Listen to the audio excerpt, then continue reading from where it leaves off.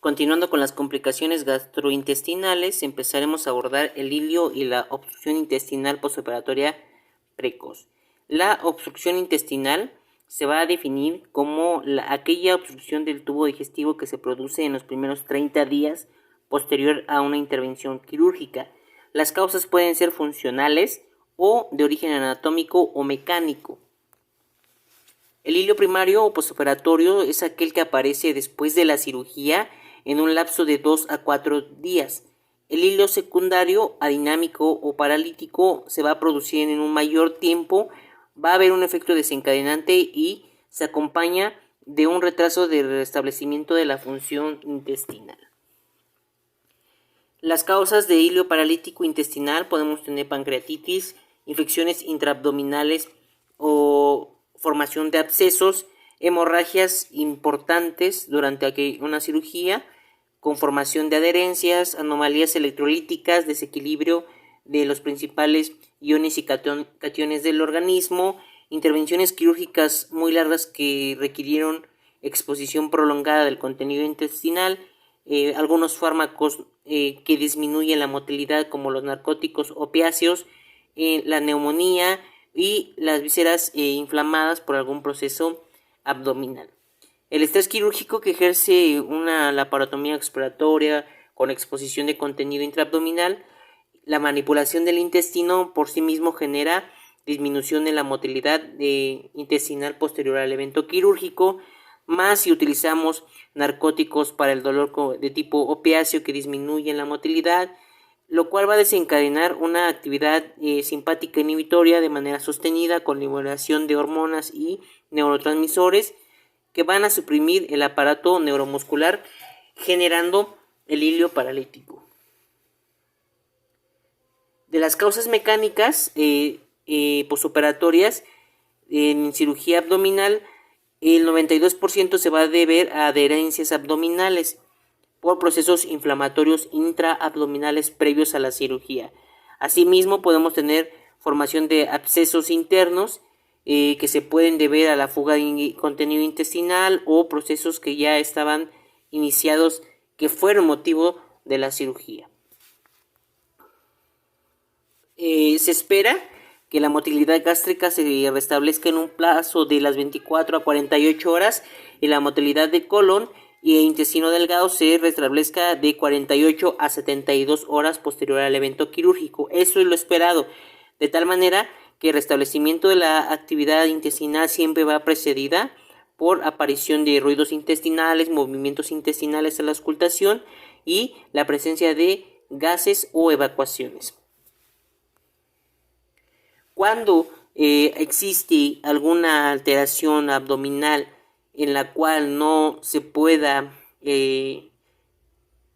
funcionar adecuadamente la motilidad intestinal, vamos a tener alguna obstrucción. En el caso de la mecánica, las contracciones del intestino van a intentar superar el punto de obstrucción. Esto va a generar en el paciente dolor o cólico, de tal manera que al no poder verse superada esa obstrucción o ese punto o esa barrera, el contenido intestinal se va a acumular en el estómago generando una dilatación gástrica y al momento de superar las cantidades requeridas en el estómago puede ocurrir el paciente con vómitos. Los vómitos van a dependerse de qué tan precoz sean o en qué tanto tiempo aparezcan, depende también del grado o nivel de obstrucción.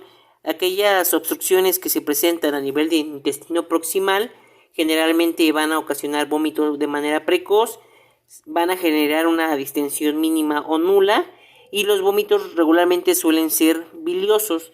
Los pacientes con obstrucción intestinal distal, para que se acumule la cantidad necesaria para generar en el paciente vómito, lleva más tiempo, de tal manera que vomitan más tarde.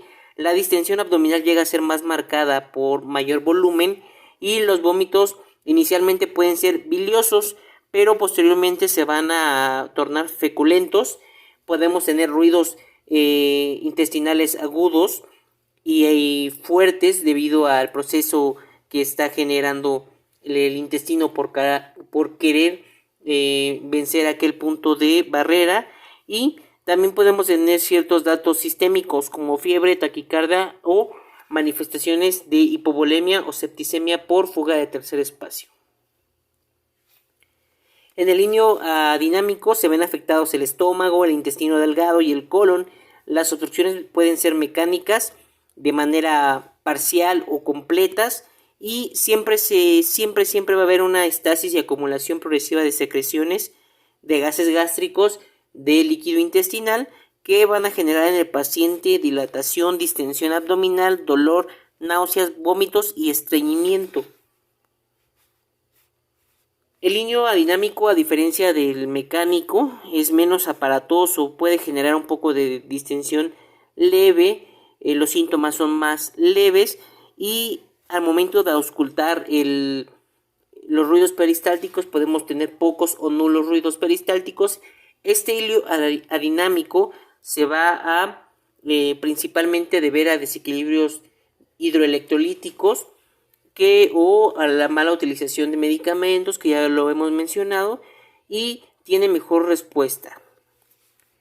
Para los auxiliares diagnósticos que podemos tener al momento de sospechar de algún ileo metabólico o paralítico o mecánico, podemos hacer siempre uso de alguna placa de abdomen de pie y en decúbito, lo cual nos va a mostrar la dilatación difusa de todo el intestino con presencia de aire en colon y recto. Podemos tener niveles hidroaéreos, edema interasa con dilatación intestinal importante. En la obstrucción mecánica, regularmente, dependiendo del grado donde se encuentre la obstrucción, podemos observar solamente la dilatación de algunos segmentos, y los signos radiográficos son muy similares, con edema interasa, podemos tener igual niveles hidroaéreos, y solamente observarlo en alguna parte o partes del abdomen cercanos a donde se encuentra la obstrucción.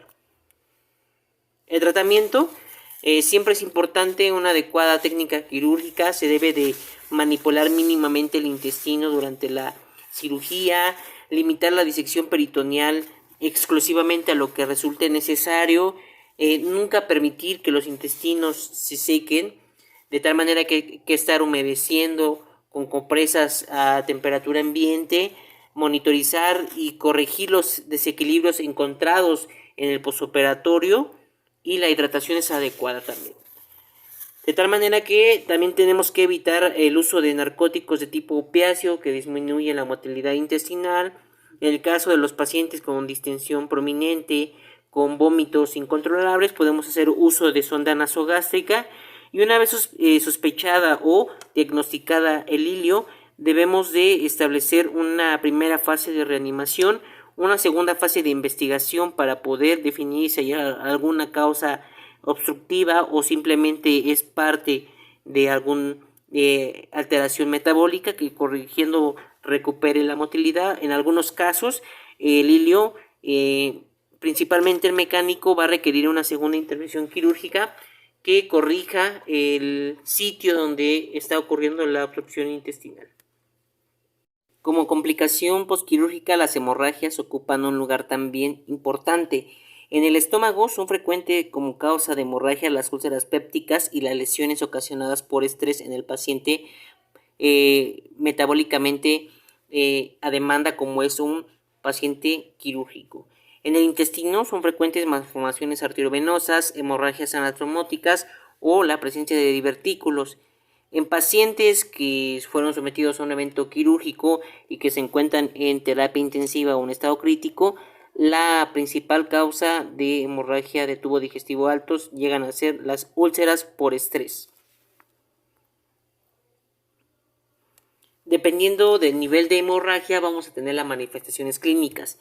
Solo un pequeño porcentaje de los pacientes que sufren hemorragia posquirúrgica van a presentar clínicamente deterioro importante, y una pequeña parte de ellos va a requerir transfusión sanguínea como tratamiento primario. Solamente es un pequeño porcentaje. Las deposiciones melénicas suelen indicar origen de sangrado de tubo digestivo alto o un sangrado gástrico. Sin embargo, si el sangrado es rápido e importante, puede verse sangre fresca independientemente del nivel en que se encuentre.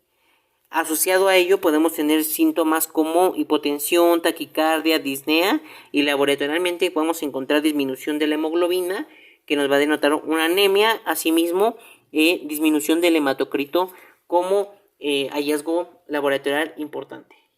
El diagnóstico, cuando se sospecha de alguna hemorragia, regularmente se tienden a autolimitar. En el caso de que sea un deterioro importante, podemos utilizar endoscopía, angiografía o en ocasiones incluso una laparotomía exploratoria para ubicar el sitio de sangrado y repararlo. Regularmente las hemorragias suelen remitir sin necesidad de tratamiento invasivo, sin embargo pueden requerir tratamiento farmacológico como primera línea. Los principios fundamentales del tratamiento de las hemorragias digestivas posoperatorias es una adecuada reanimación hídrica y restablecimiento del volumen intravascular para mantener la demanda que requiere el organismo.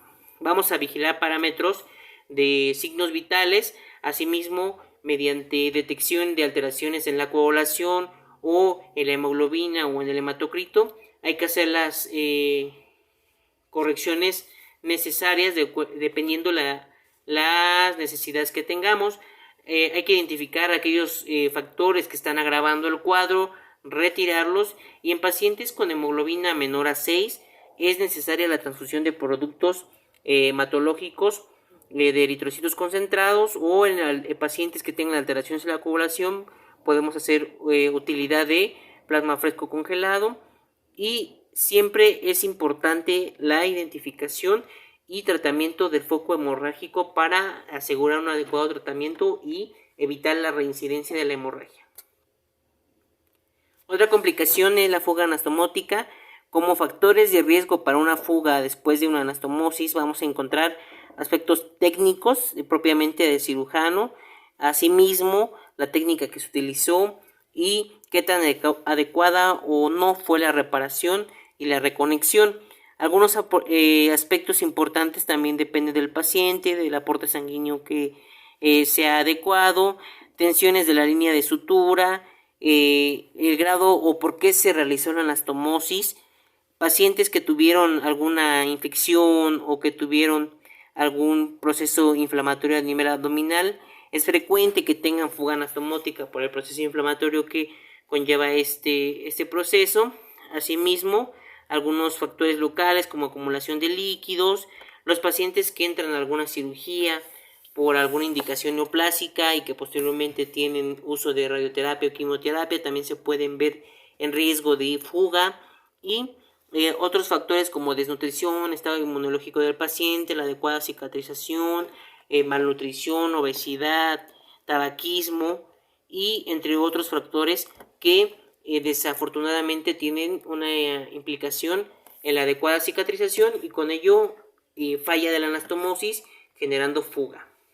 Las medidas preventivas al momento de realizar alguna cirugía intestinal que requiera anastomosis, siempre es importante una profilaxis antibiótica y una adecuada preparación intestinal en aquellas cirugías programadas.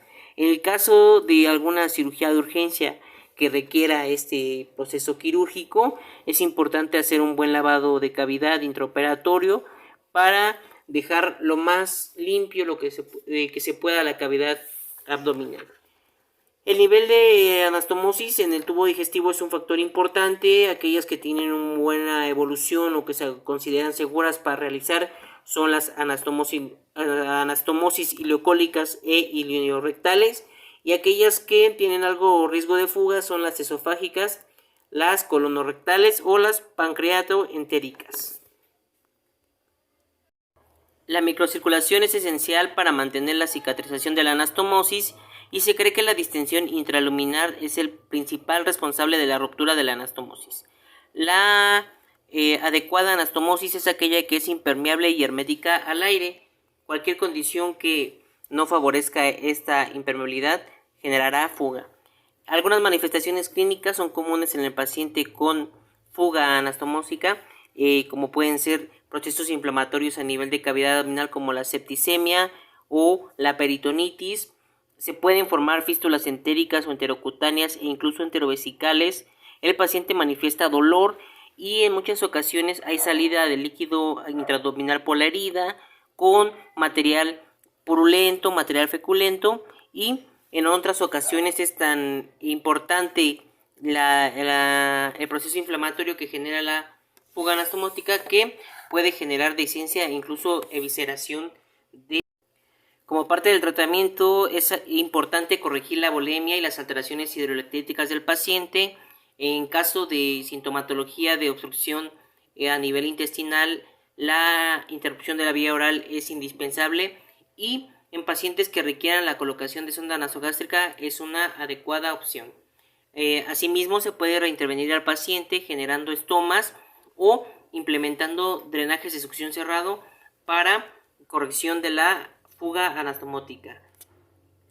En heridas quirúrgicas que presentan infección o abscesos intraabdominales, se puede proceder a abrir la herida infectada con debridación y drenaje lo más antes posible, y en algunos casos que son situaciones importantes como la peritonitis y evisceración, se asocian con alta mortalidad.